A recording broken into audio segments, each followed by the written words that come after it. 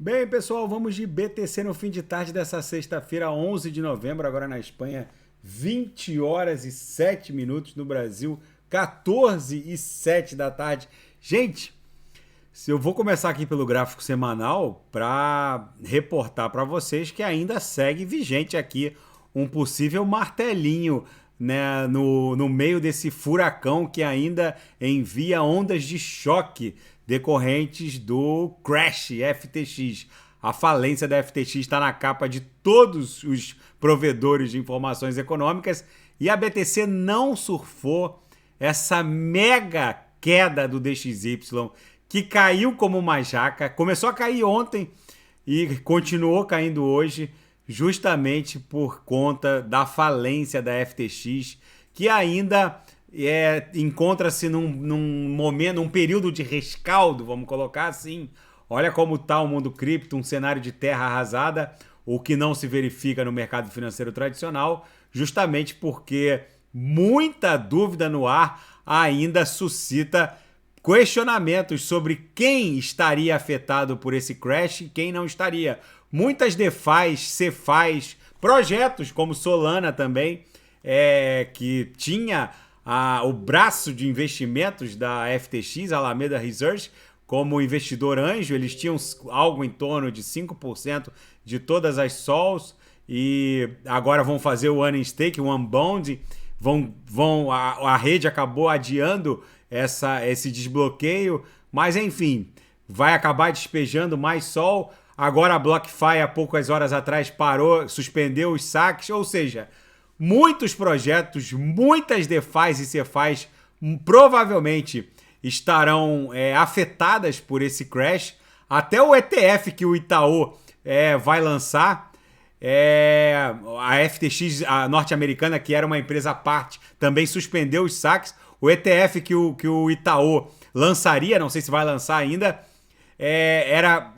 seria ultimado com uma empresa que está com 410 milhões de reais bloqueados na FTX, ou seja, está tudo ainda num período de rescaldo, mas eu ouso afirmar que isso vai ser sedimentado. O mundo cripto já passou por crises muito piores. A MTGOX foi uma hecatombe nuclear que varreu o mundo cripto do mapa, mas ele voltou mais forte do que nunca.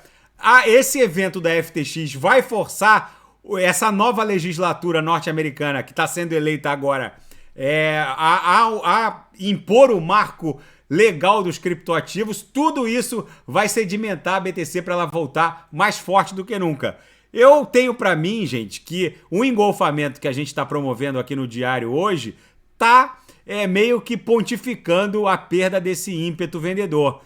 Esse Morobuzu aqui só teria sentido ainda se a gente criasse um irmãozinho gêmeo que levasse ele para um patamar mais fundo do que ele já alcançou. Chegamos a fazer a mínima em 15.588. Mas com esse engolfamento de hoje, na minha leitura está encerrado esse ímpeto vendedor. Isso aqui está caminhando fortemente para virar um W. O martelinho no semanal continua plenamente vigente, fazendo repeteco com aquela movimentação do evento pandêmico. Na banda de VWAP mensal, a nossa lower não foi esgarçada fortemente, mas não desafiou a lower da grande banda de VWAP do mês 6 de 22, que continua engolfando a do mês 7, a do mês 8, a do mês 9, a do mês 10 e a do mês 11, que a gente chegou a agulhar para baixo da lower, mas segue engolfada pela grande banda do mês 6 de 22, promovendo um repeteco, esse padrão comportamental que levou a BTC para o all-time high, quando a grande banda de 5 de 21 engolfou do mês 6, do mês 7, acabou levando a BTC para o all-time high. É isso que a gente ia fazer agora numa pernada impulsiva, mas não surfamos essa queda brutal do DXY, que guarda uma relação movimentacional de inversão com a BTC. Quando ele cai, a BTC sobe. Normalmente isso acontece, né? Quando o DXY cai, a BTC sobe e vice-versa, mas as ondas de choque decorrentes da falência da FTX acabaram por colocar uma pá de cal e um adiamento que ainda vai ter que superar esse período de rescaldo. Na seara fática, e no intraday, a BTC foi um reloginho. Hoje todos os sinais fecharam rapidamente. A gente ofertou os sinais exatamente aqui. 2 sinais aqui e o resto foram ofertados mais de 4 sinais hoje. O resto aqui, todos os sinais fecharam, os assinantes com lucro no bolso. E na seara fática, a FTX norte-americana aqui estava operando como um braço autônomo. Ainda hoje de manhã efetuava os saques dos usuários, parou de promover saques na rede Ethereum e alguns usuários estão reportando que a interrupção de saque é generalizada. O ETF que o Itaú ficou de lançar seria ultimado como uma empresa que está com 410 milhões de reais retidos na FTX. Enfim, gente, a gente não sabe exatamente até onde vai as consequências e as ondas de choque decorrentes do crash da FTX. E a sustentação do dólar Tether agora entra sob o escrutínio aguçado dos reguladores norte-americanos. O dólar Tether, que durante muito tempo sustentava os mais de 60 bilhões de USDTs em circulação com créditos corporativos, debêntures, né, que são basicamente dívidas corporativas com juros em dólar contra grandes empresas, e muitos auditores e contadores também pontuaram que isso era um grande risco e eles estão migrando fortemente para títulos do Tesouro norte-americano. Aqui o United States Treasuries agora já é mais de 59%. Eles ainda possuem muitos créditos corporativos, que são basicamente dívidas em dólar contra grandes empresas, mas que diante do tamanho que o dólar Tether tá alcançando e o espectro de USDTs em circulação em várias blockchains, a principal delas a Tron, através de um token TRC20, mas o fato é que agora, com toda essa onda e esse efeito dominó da FTX, eles vão ficar cada vez mais sob os escrutínios dos reguladores norte-americanos. E na capa da Bloomberg, como não poderia deixar de ser, a falência da FTX. Bankman-Fried renunciou ao cargo de CEO e pediu a falência do império. Vamos ver como tudo isso vai se desdobrar. Muitas CeFIs e DeFIs estarão fortemente afetadas por esse crash da FTX. E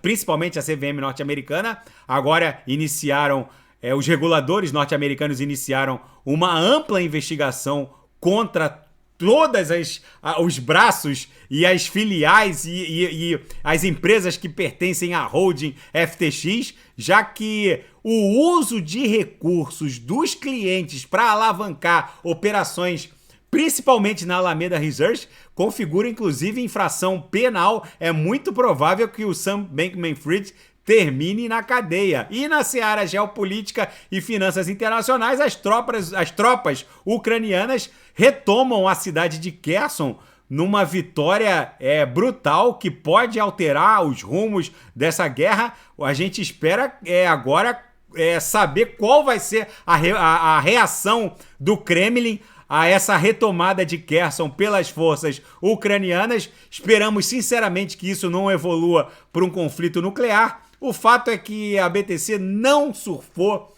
essa mega queda do DXY que poderia ter levado a BTC para próximo de 30 mil dólares, já que ainda estamos num rescaldo dos efeitos do crash da FTX. As duras lições que a gente pode extrair da falência da FTX é a brutal necessidade da gente ter a autocustódia dos nossos ativos, gente. Como se diz nos Estados Unidos, not your keys, not your coins. Se você não tem as suas chaves, você não tem as suas coins.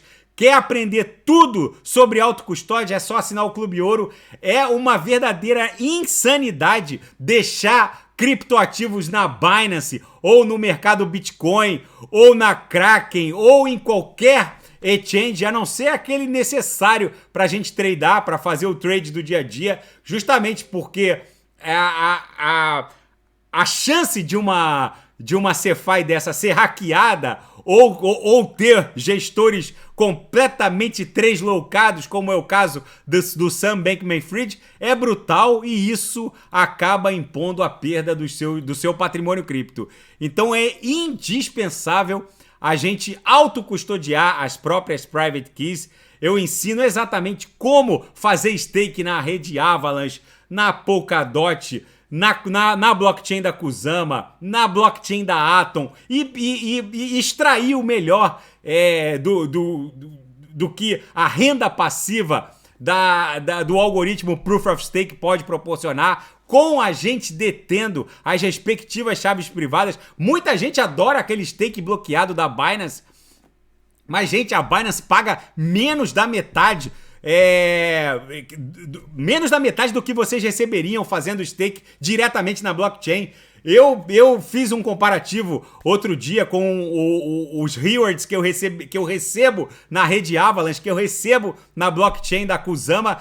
A Binance paga menos de 40% do que eu recebo dentro como rewards, promovendo o stake na blockchain. Só que tem que ter um mínimo de conhecimento. Para isso é indispensável um mínimo de formação também no mundo cripto. Para isso existe o Clube Ouro. Nossos moderadores dão um apoio personalizado. Tá bom, pessoal? Fica esse registro da BTC, que não surfou a mega queda do DXY, que poderia ter catapultado a BTC para um patamar próximo de 30 mil dólares, justamente porque estamos num período de rescaldo para saber a exata extensão dos efeitos do crash da FTX. Se nada fugir do script, eu volto amanhã para analisar a própria BTC. Fiquem com Deus, não se esqueçam que a BTC já sobreviveu a choques muito mais brutais, já sobreviveu à proibição de criptoativos na China e tá aí até hoje. Tentaram matar a BTC 1 milhão de vezes, nunca conseguiram e não é dessa vez que vão fazê-lo, tá bom? Fiquem com Deus, até amanhã,